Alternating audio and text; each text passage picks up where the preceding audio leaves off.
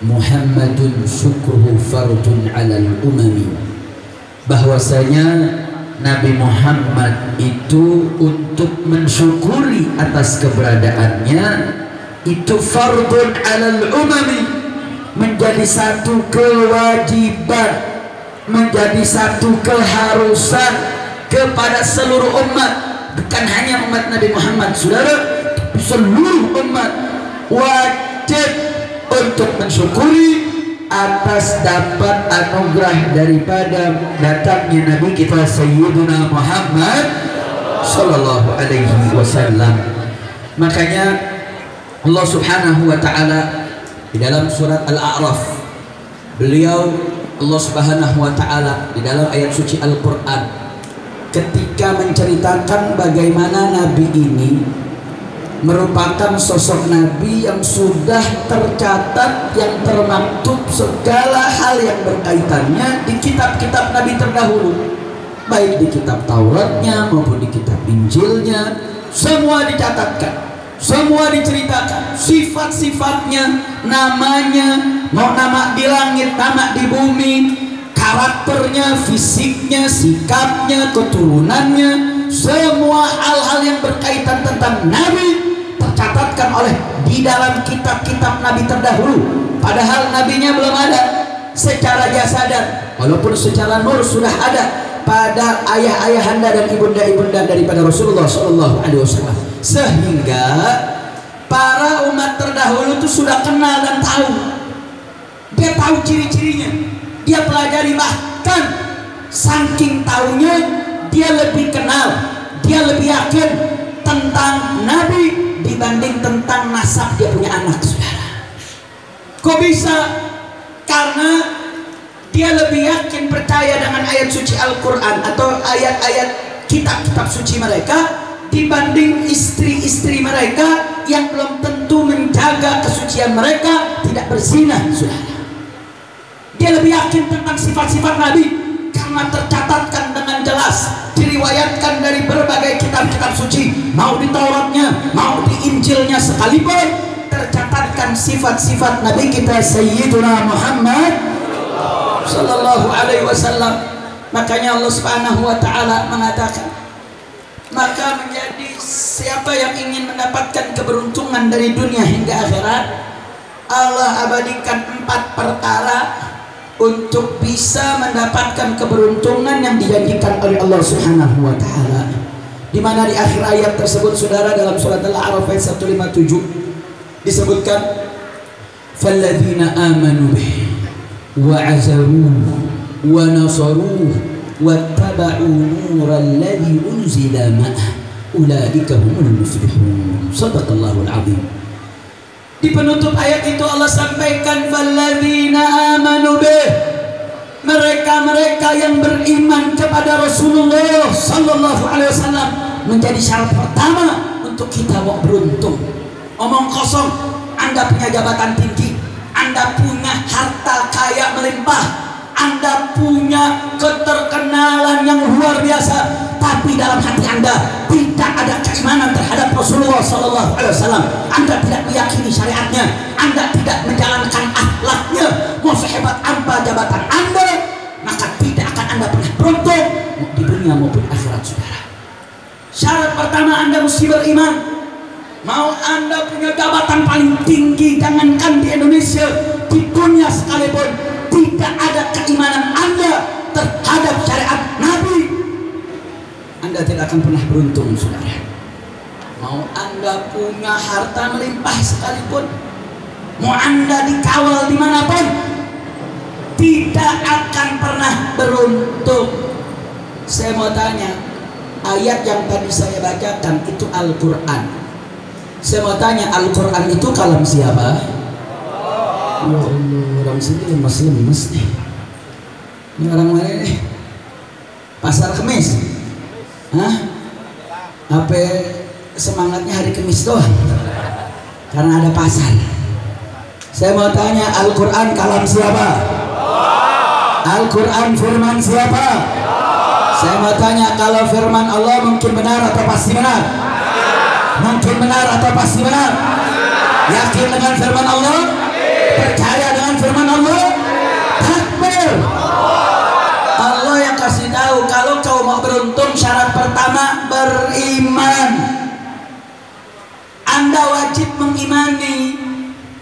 percaya bahwasanya syariat Nabi adalah aturan terbaik. Tidak ada aturan yang lebih baik daripada aturan agama. Betul? Betul? Saya mau tanya, jawab yang kompak. Yang ciptakan kita siapa?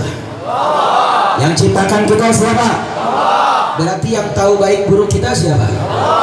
Yang tahu baik buruk kita siapa? Allah halalkan kita makanan, berarti itu makanan baik buat kita, saudara. Allah haramkan kita makanan minuman, berarti makanan minuman ini tidak baik buat kita. Allah wajibkan kita sholat, berarti sholat wajib baik buat kita, saudara.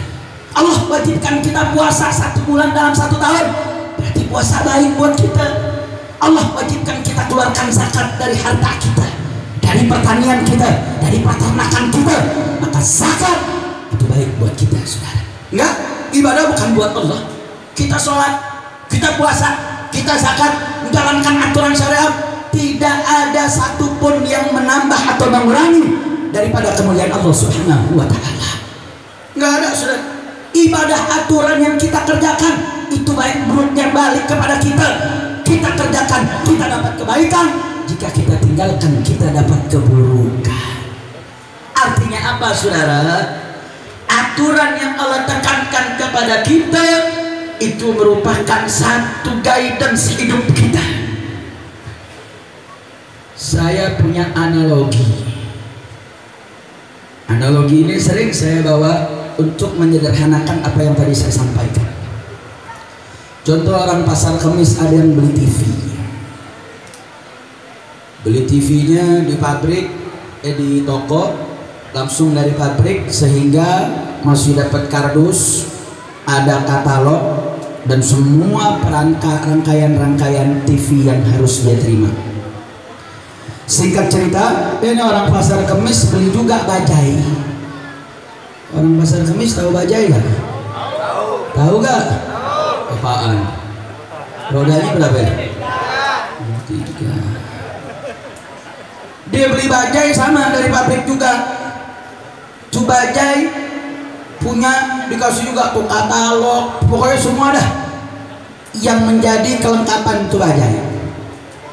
Satu ketika dia pengen nyalain TV. Pas mau nyalain TV, yang dia buka bukan katalog TV Samsung, katakan mereknya Samsung. Yang dia buka malah katalog bajai. Yang dia baca katalog bajai.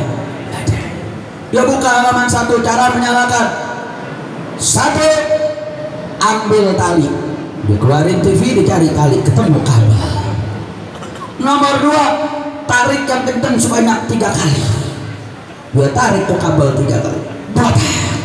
Botak. Saya mau tanya, tuh TV nyala apa hancur? Nyala apa hancur? Nyala apa hancur? Hancur, saudara. Nggak nyala. Tapi andai kata dia nggak ngikutin katalog bayi, dia bener-bener baca katalog pabrik TV Samsung, saudara.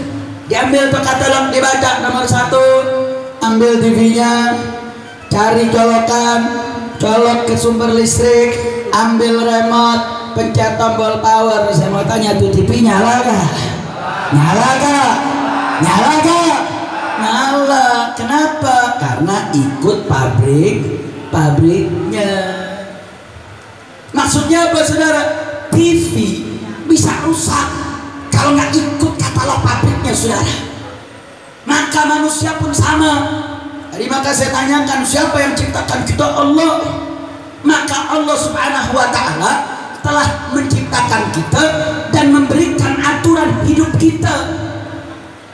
Bahkan saking sayangnya Allah, bukan cuma kasih katalog aturan hidup kita berupa kitab suci, tapi Allah utus juga utusannya untuk menjelaskan isi Al-Quran, bahkan mencontohnya.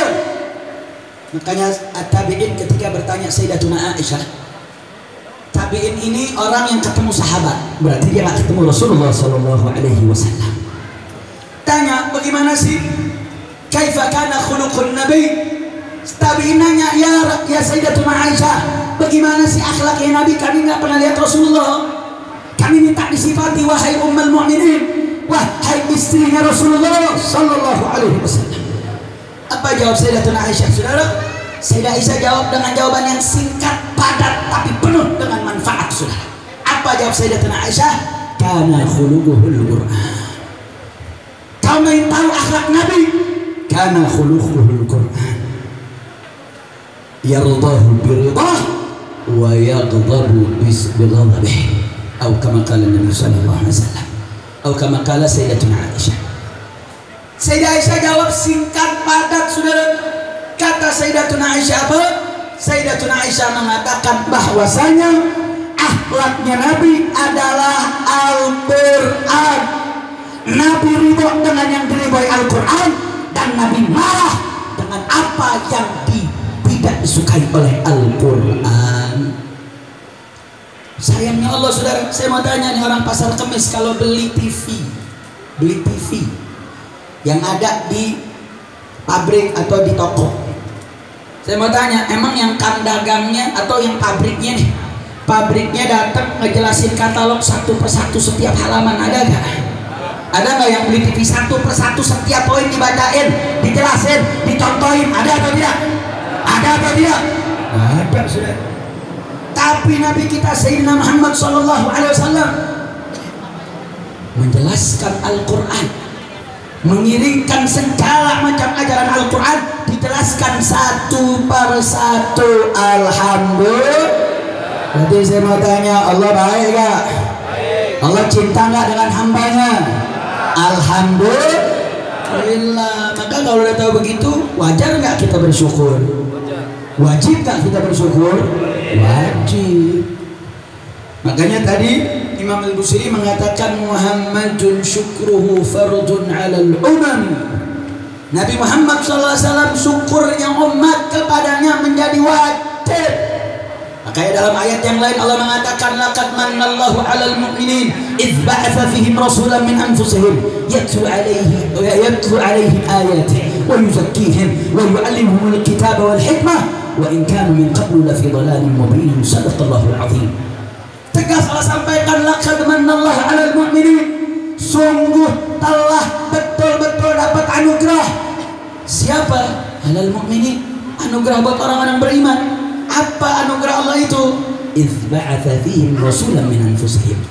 Tatkala Allah utus utusan, Allah utus Nabi, Allah utus Nabi termulia, dialah Nabi kita Sayyiduna Muhammad sallallahu alaihi wasallam. Orang sini sholawatnya males.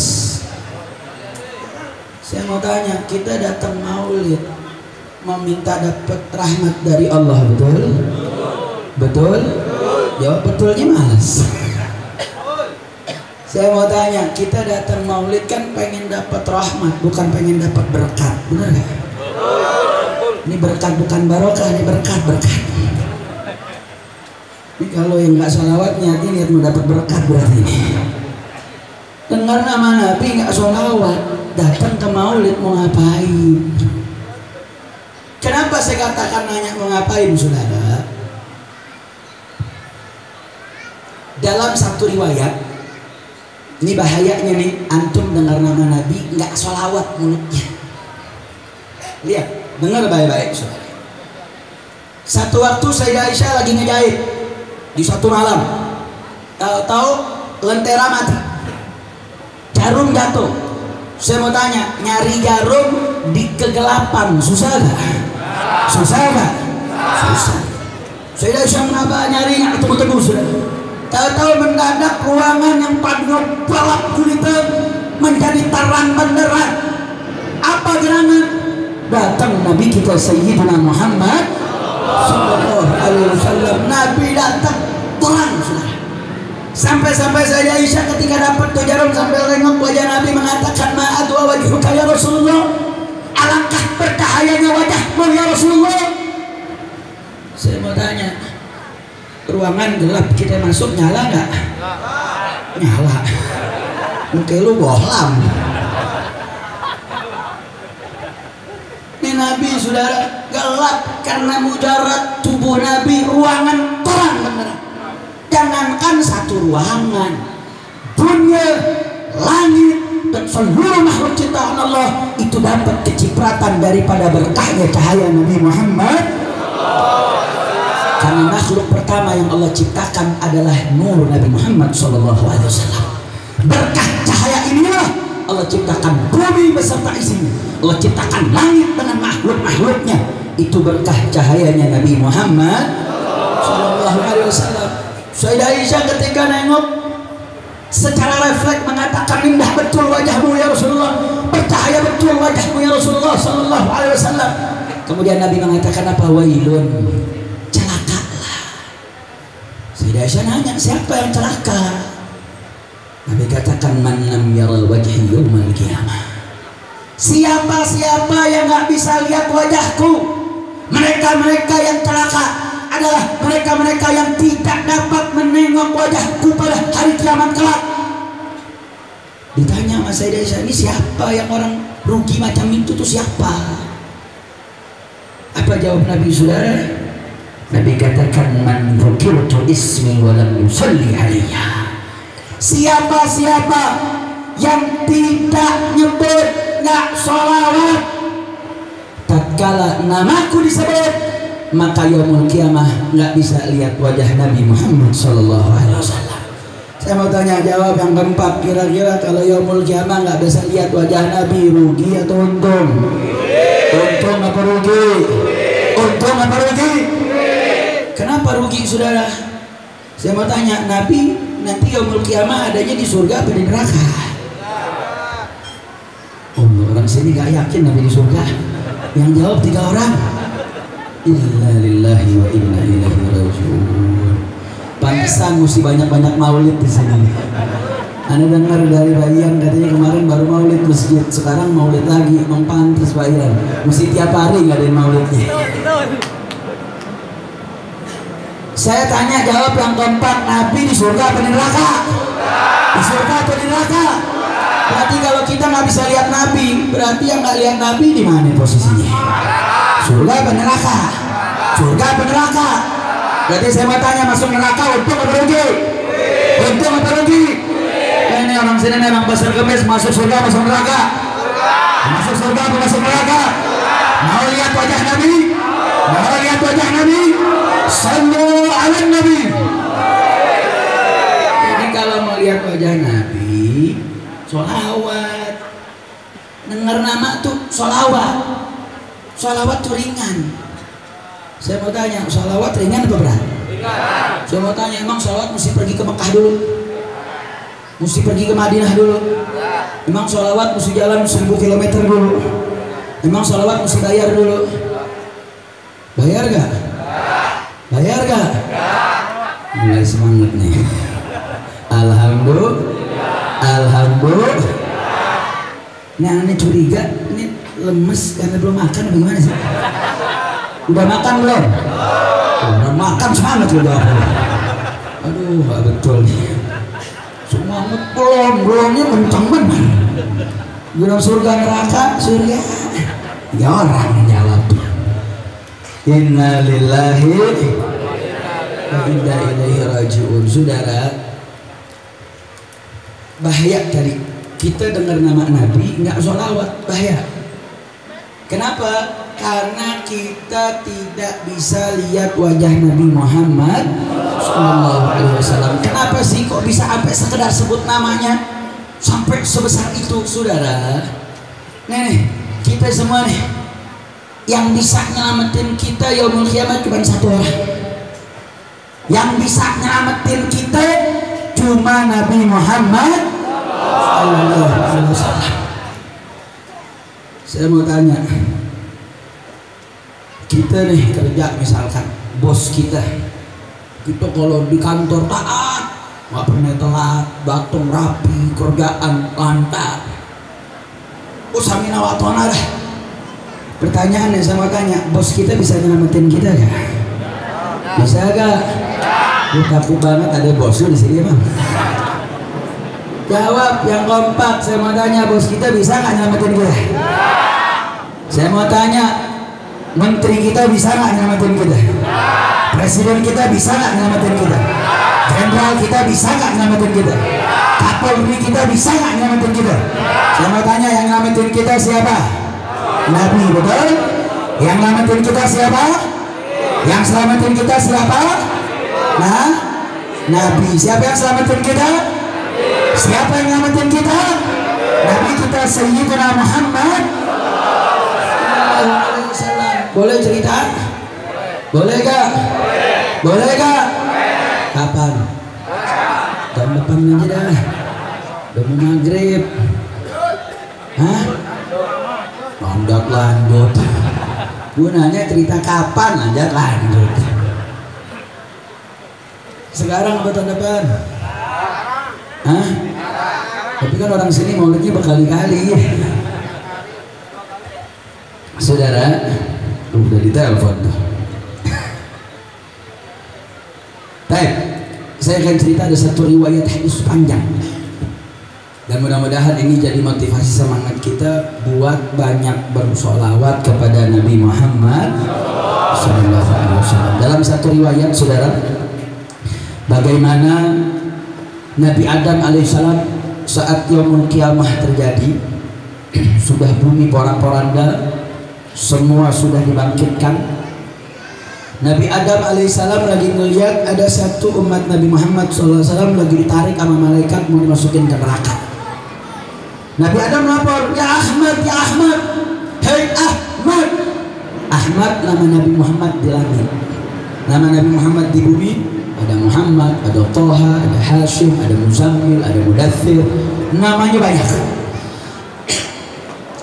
Kemudian ketika Nabi dengar ada satu umatnya lagi ditarik mau dikenakan, saudara. Dalam riwayat Nabi Yusuful Nisa, Nabi kencangkan sarungnya, Nabi bergegas lari kejar itu malaikat, saudara. Nabi menyerukan kepada malaikat, "Kifu, hentikan, jangan kau masukkan umatku masuk ke dalam nerakanya Allah Subhanahu wa Ta'ala." Apa jawab malaikat? Malaikat inilah yang sunallah, makhluk yang gak pernah bermaksiat. Makanya saya heran, saya dengar ada satu menteri ngomong, siapapun masuk ke politik, hatta malaikat sekalipun, maka dia akan terkontaminasi. Malaikat dibilang terkontaminasi. Emang malaikat bisa disogok? Emang malaikat bisa ditekan sama atasan? Ini malaikat layak sunallah, nggak bisa bermaksiat. Nabi panggil saja, Nabi katakan nahnu al makhluk layak sunallah ya Rasulullah, kami makhluk yang nggak bisa bermaksiat. Ini yang manggil Nabi. Makanya tuh menteri mesti istighfar, mesti syahadat, menampun kepada Allah, jangan main-main dalam urusan agama. Mau sekotor apapun politik, malaikat adalah makhluk agung, jangan direndahkan. Ucapan itu ucapan merendahkan malaikat, saudara. Singkat cerita, ketika Nabi memanggil malaikat, malaikat tidak bisa membatalkan perintah Allah. Nabi bergegas menghadap kepada Allah Subhanahu wa Ta'ala, dan Nabi menagih janji Allah. Allah telah berjanji, wala sawfa yu'tika fatarda. Nabi menagih janji Allah. Bukankah Allah pernah mengatakan wala sawfa yu'tika fatarda? Allah akan memberi sampai engkau ya Rasulullah ridha. Walam arda wahidan min ummati dakhala an-nar, dan aku tidak pernah rela ridha satu umatku pun masuk ke dalam nerakanya Allah Subhanahu wa Ta'ala. Subhanallah. Nabi menghadap kepada Allah. Seketika Allah perintahkan kepada malaikat, ati'u Muhammada, hei malaikat, taatlah kalian kepada Nabi Muhammad. Berhenti malaikat, sudah wajah masuk neraka. Yang udah di jurang neraka dibawa balik ke tempat hisab, dibawa balik disidang lagi, dia umil misal, ditimbang lagi dalam timbangan amal. Benar terlihat sudah amal buruknya jomplang daripada amal baiknya. Dalam riwayat, dalam syarah Asyiatul Bayjuri katakan, timbangan akhirat tuh ada yang mengatakan kayak timbangan dunia, yang berat yang di bawah, yang enteng di atas. Ada yang mengatakan riwayatnya berbalik, yang berat yang tinggi ke atas, yang ringan ke bawah. Kemudian apa jawab daripada Rasulullah Sallallahu Alaihi Wasallam? Ketika ini ditaruh lagi tempat mizan, ditimbang betul amal buruknya lebih berat daripada amal baik, makanya pantas divonis masuk neraka. Nabi mengeluarkan sekentik cahaya. Dalam riwayat kanamlah kayak semut.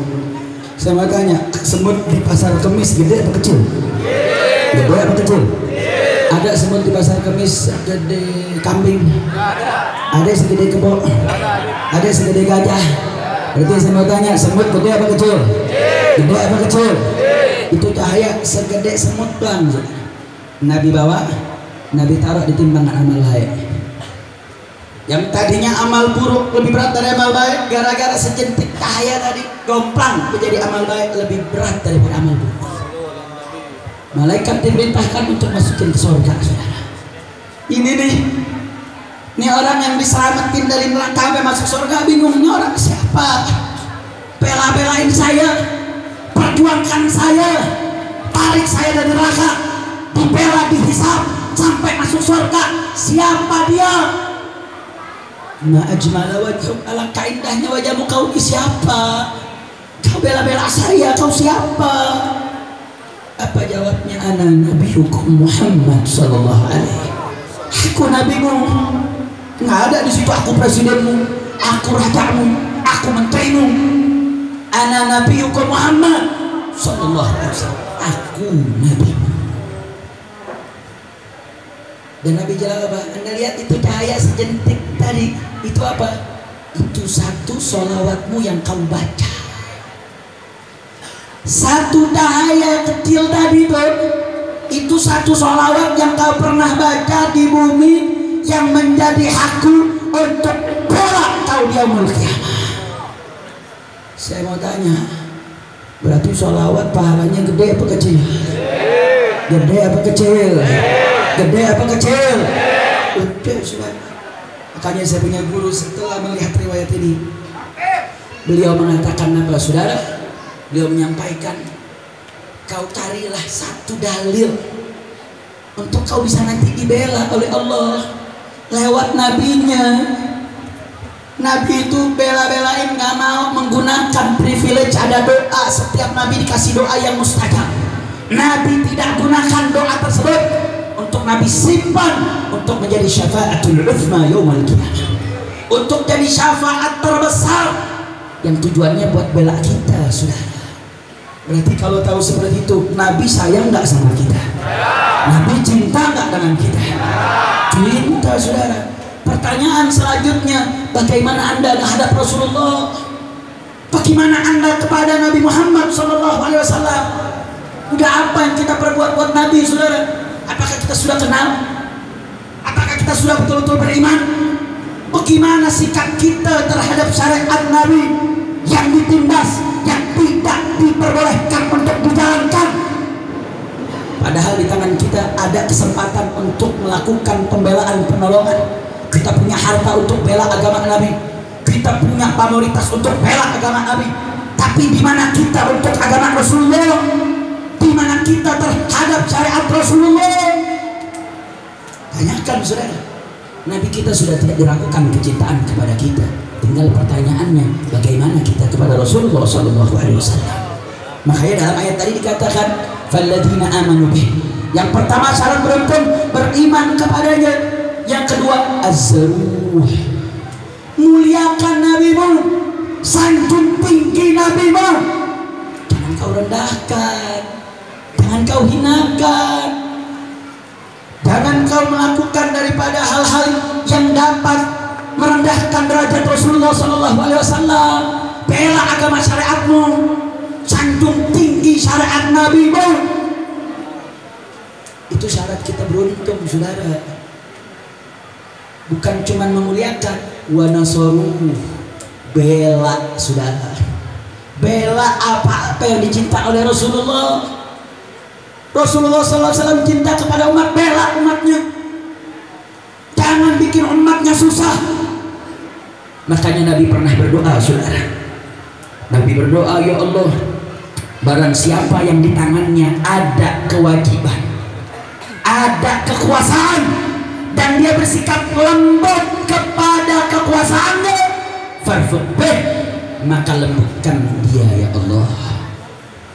Tapi barang siapa yang mempersulit dengan kekuasaannya, orang-orang yang ada dalam kekuasaannya, maka persulit mereka ya Allah. Hati-hati saudara, hati-hati. Nabi ini paling perhatian sama umatnya.